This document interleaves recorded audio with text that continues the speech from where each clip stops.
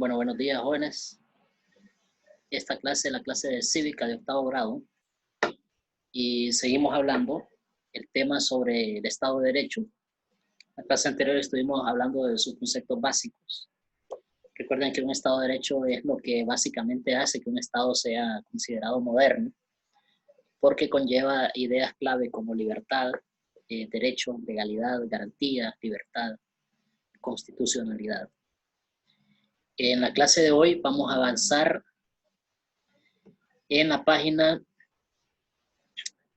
108, hablando de los poderes del Estado. Entonces busquen su libro, Estudios Sociales, la página 108, donde se habla de los poderes del Estado. Entonces, en la página 108, en la parte donde dice exploro, y dice marque con una X la respuesta correcta, se cita el artículo 4, que dice la forma de gobierno es republicana, hablando del artículo 4 de la Constitución de la República, en la cláusula donde habla de la forma de gobierno. La forma de gobierno es republicana, democrática y representativa. O sea, lo que hace este artículo es definir la situación del poder político en el país. Define la forma de gobierno como republicana, y en una república por fuerza tiene que haber unos poderes equilibrados y legalmente constituidos. Se ejerce por estos tres poderes, que nosotros desde la escuela los venimos repitiendo, y son el legislativo, el ejecutivo y el judicial. Se complementan, deben ser independientes y no debe estar subordinado uno al otro. ¿Okay? Esas son las condiciones que desarrolló en su teoría política el filósofo Montesquieu, filósofo francés famoso del periodo de la Ilustración. Entonces la pregunta es, ¿a cuántos poderes hace alusión el texto? Y en las dos casillas solo tiene la opción 2 y la opción 3.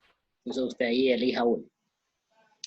Luego donde dice aprendo, definen el Estado.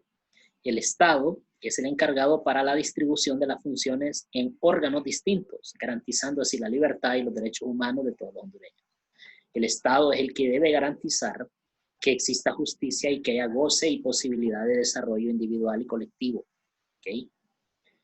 El Estado es el encargado de que haya armonía y buena convivencia.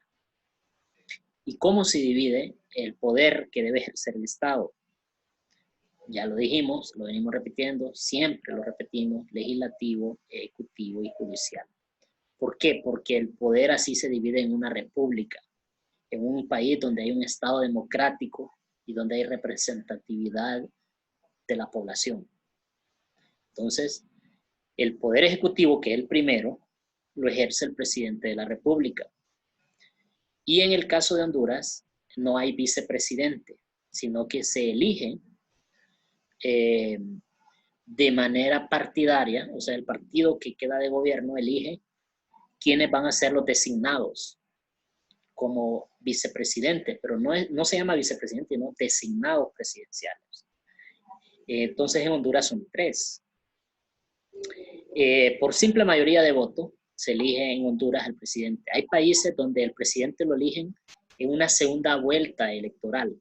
O sea que en las primeras elecciones, si él no alcanzó un techo o un tope de votos, y aunque él haya ganado a sus rivales, pero no llegó a ese máximo de votos, entonces dicen, esa democracia dice, no es suficiente, hay que ir de nuevo a elecciones solo con los 2 primeros lugares, a ver si logra convencer al otro porcentaje que es restante para llegar a ese techo.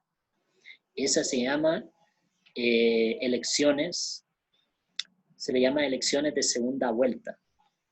Se han propuesto en el país y se han buscado excusas para no hacerlo. Y ustedes saben que es porque en este país la democracia es manipulada, la democracia está fracasada porque se corrompe, porque se hace fraude electoral y se manipula el proceso, y al final todo esto es parte central del problema del país, ¿okay? Del problema político. Ahora bien, por simple mayoría de votos, entonces el presidente legalmente tiene que ser elegido en este país. Dicha elección será declarada por el Tribunal Supremo Electoral, que es el órgano encargado de todo el proceso de la elección. Ahora, con la nueva ley que se introdujo en el Estado, se le llama Tribunal Supremo Electoral, ¿verdad? Pero se ha modificado la ley del Tribunal Supremo Electoral y se ha incluido a otros partidos nuevos en el país que tengan representatividad también. Y se pretende hacer algunos cambios en el censo electoral y en la tarjeta de identidad para mejorar el proceso y hacerlo más creíble. Claro, son cambios que no son suficientes para mejorar la democracia hondureña, pero parte de la asignación que ustedes van a tener en esta clase es investigar esa reforma a la ley electoral para que se vaya actualizando la información. Ahora bien, ¿cuáles son las atribuciones del Poder Ejecutivo? El presidente de la República es el encargado de la Administración General del Estado. Y entre algunas de sus atribuciones está cumplir y hacer cumplir lo que dice la Constitución, lo que dicen los tratados y los convenios internacionales. O sea, él es un servidor público. Él debe dirigir la política del Estado de manera que no se contradiga con la ley, que no se contradiga con los derechos humanos, con los convenios internacionales, las convenciones del medio ambiente, las convenciones de los derechos del niño, de los derechos de los trabajadores, que busque la justicia en el país. Ese es el objetivo de elegir un presidente que nos represente. Que brinde su apoyo a los demás poderes del Estado, pero que no interfiera para manipular esas decisiones. Que mantenga intacta la independencia, el honor del país y la integridad del territorio. Porque él, también el presidente de Honduras, es el presidente, o el encargado, mejor dicho, el jefe de las Fuerzas Armadas. Entonces él es el líder. Por cualquier situación de riesgo a la soberanía, él es el líder también. ¿Okay? Tiene que mantener la seguridad y la paz al interior de la República y repeler cualquier ataque del exterior. Debe nombrar y separar libremente a los secretarios y a los subsecretarios del Estado y a cualquier funcionario y empleado. Él es el que elige el resto del gobierno en el Poder Ejecutivo en puestos tan importantes como la Secretaría de Educación, en puestos tan importantes como la Secretaría de Salud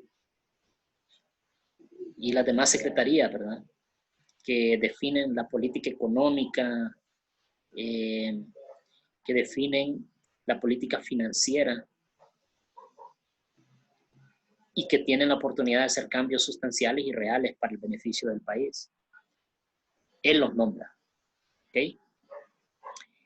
También es el encargado de velar en general por la conducta oficial de los funcionarios y empleados públicos para la seguridad y prestigio del gobierno. Dictar medidas extraordinarias en materia económica y financiera cuando así lo requiere el interés nacional. Debiendo dar cuenta al Congreso Nacional. Organizar, dirigir, orientar y fomentar la educación pública, erradicar el analfabetismo, difundir y perfeccionar la educación técnica, emitir acuerdos y decretos, se llaman decretos ejecutivos, y expedir reglamentos y resoluciones de acuerdo con la ley. Él debe dirigir la política y las relaciones internacionales y administrar la hacienda pública o los bienes del Estado, o sea, el dinero de nosotros, de los contribuyentes. O sea que el presidente tiene una gran cantidad de funciones que no le afectan a él, sino que nos afectan a todos por igual. Entonces, de ahí la importancia, la relevancia del cargo y la exigencia que debemos hacer los hondureños para que la gente utilice la democracia para elegir buenos prospectos y no para que se guíen por una cancioncita o por un payaso de la televisión. ¿Okay? Eso es para ustedes que son generaciones nuevas y que no vayan a cometer los errores de los viejos, de los adultos, que han sido manipulados, engañados y mantenidos en ignorancia por la clase política que les conviene que seamos así, dóciles y manipulables. Eso con respecto al Poder Ejecutivo. Ahora, el Poder Legislativo tiene sus propias funciones que aparecen en la página 109. El Poder Legislativo, que nosotros aquí le llamamos el Congreso Nacional, ¿verdad? ¿Okay? Nosotros aquí le llamamos el Congreso Nacional. En otros países le llaman la Cámara de Representantes, en otros países le llaman el Senado, ¿okay? El Parlamento, pero cambia el nombre, pero en sí es el poder legislativo. Es donde se hacen las leyes, donde se discuten, donde se aprueban, donde se quitan, donde se modifican, etc. Ok, yo no voy a entrar en detalles con el poder legislativo ni con el poder judicial. ¿Por qué? Porque es tarea de ustedes.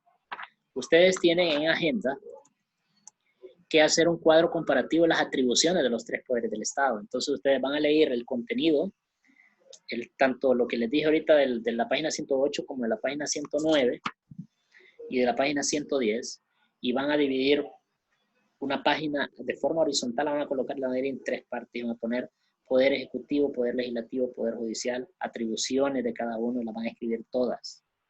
¿Okay? Una vez que las tengan, me mandan la fotografía hoy mismo, en privado. Así que jóvenes, eso es todo, corto. Van a resolver eso. Y también tienen ahí pendiente la página 111 que resolverla. Entonces le toman la foto al cuadro comparativo de la página 111 y me la envían. Pasen un buen día y nos vemos hasta el próximo lunes en la siguiente clase.